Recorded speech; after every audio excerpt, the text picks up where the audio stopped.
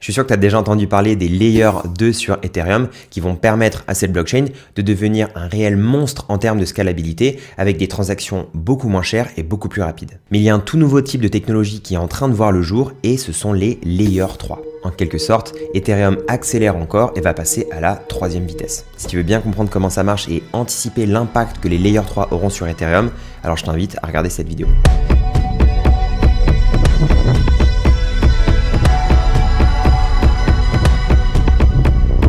Bienvenue sur CoinStation, je m'appelle Léo et comme d'habitude, ce que je vais dire dans cette vidéo, c'est pas un conseil en investissement, c'est à but éducatif et informatif. Prendre les bases, les rollups qui sont une technologie de Layer 2 permettent deux choses.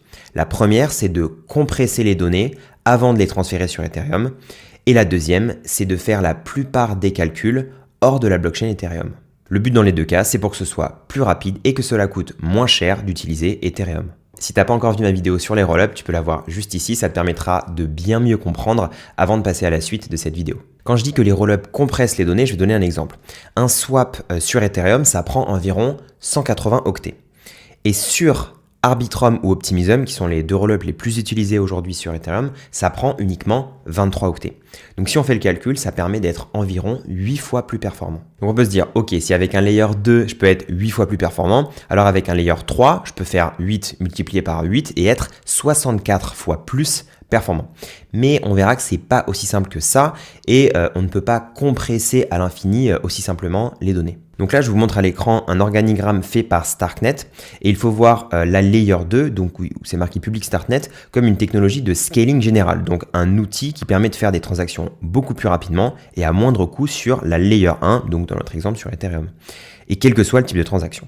Une Layer 2, c'est une blockchain à l'intérieur de la blockchain principale. Et une Layer 3, donc où c'est marqué StarkEx, entre parenthèses Rollup, Validium, Starknet, etc., c'est une technologie avec une fonctionnalité bien spécifique, comme par exemple la confidentialité, le contrôle ou l'hyperscalabilité. Donc en fait, une Layer 3 sera dédiée à une application bien spécifique et va aider cette application à scaler et à devenir ultra performante. Et pour comprendre un peu plus en détail, voici comment les Layer 2 interagissent avec la Layer 1. Quand on regarde le rectangle bleu, on voit qu'il y a des tokens ERC20 ou ERC721, donc les 721 c'est des NFT, qui sont la contrepartie des tokens sur la Layer 1. On voit aussi qu'il y a un bridge pour gérer les dépôts et les retraits entre la Layer 1 et la Layer 2. Ensuite, si on décale un peu à droite là, on voit qu'il y a un smart contract qui traque la racine de la Layer 2 sur la Layer 1. Et ensuite, tout au bout en bas à droite, il y a ce qu'on appelle un verifier contract. Donc ça, c'est optionnel. C'est dans le cas des ZK Rollup. Et donc voilà, c'est un smart contract qui va vérifier les transactions. Si vous n'avez pas encore vu ma vidéo sur les Zero Knowledge Proof et les ZK Rollup, je vous conseille de la regarder juste ici. Ça va vous éclairer pas mal de choses et vous comprendrez bien mieux cette nouvelle technologie avec beaucoup de potentiel. Et là maintenant, on voit comment les Layer 3 interagissent avec les Layer 2. Donc en fait, ça fonctionne de manière très similaire au graphe juste avant. On a des tokens sur la Layer 3 qui sont la contrepartie des tokens sur la Layer 2. On a un bridge pour gérer les dépôts et les retraits entre la Layer 2 et la Layer 3. On a aussi un smart contract qui traque la racine de la Layer 3 sur la Layer 2. Et on a aussi, dans le cas des ZK Rollup, donc c'est optionnel, c'est pas dans tous les rollups, un smart contract vérificateur qui est là, dans le cas où il interagit avec la Layer 3, qui est récursif. Voilà, donc c'est la seule petite différence. Maintenant qu'on a compris la théorie, on va voir dans la pratique, concrètement avec des chiffres, ce que ça change en termes de vitesse de transaction et de frais de transaction. Donc si on a un ZK Rollup comme Layer 2, alors voilà combien ça coûte par transaction. Déjà pour bien comprendre ce tableau, il faut savoir qu'un ZK Rollup a 600 000 gas de frais de transaction par batch. Donc là quand on voit à gauche les batch intervalles, donc 12 secondes, minutes, 10 minutes, etc., il faut savoir qu'il faut payer 600 000 frais de gas, voilà, peu importe en fait l'intervalle entre deux batchs. Donc, que le batch ait une transaction ou 1000, ça coûte pareil.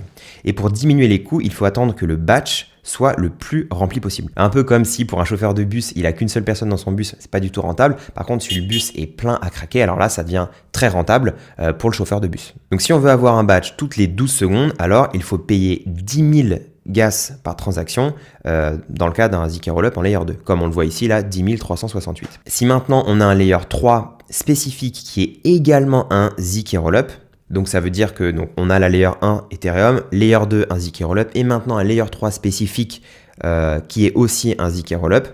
alors on diminue drastiquement les frais, et même si on est pressé, ça nous coûte pas si cher que ça. Car là, on voit que si on veut un batch qui est effectué toutes les 12 secondes, donc en fait à la même vitesse que sur Ethereum, alors ça nous coûte que 501 gas par transaction. Mais bon, 10 000 gas, 500 gas, c'est compliqué de savoir exactement combien ça coûte concrètement. Donc j'ai fait des petits calculs par rapport aux frais de gas en dollars d'aujourd'hui. Et donc pour le tableau que je vous ai montré juste avant, celui-là, donc 10 368, ça correspond à 50 centimes. Donc ça veut dire qu'une transaction coûte 50 centimes si on utilise un ZK Rollup comme Layer 2 et qu'on veut un intervalle de batch de 12 secondes. Et dans notre deuxième exemple, si on a un Layer 2 en ZK Rollup plus un Layer 3 en ZK Rollup, alors là, ça nous coûte que 500 de gas et donc c'est équivalent à peu près 2 centimes. Donc de manière très concrète, un Layer 3 nous permet de payer 20 fois moins de frais de gaz. Pour résumer un peu tout ce qu'on a vu, il faut comprendre un Layer 2 comme une sorte de blockchain à l'intérieur d'une blockchain qui nous permet d'avoir des transactions beaucoup moins coûteuses et bien plus rapides.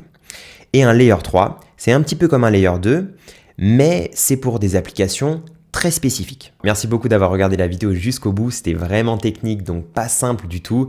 Donc bravo à vous d'avoir regardé jusqu'à la fin. Je vous souhaite une super journée et à très bientôt.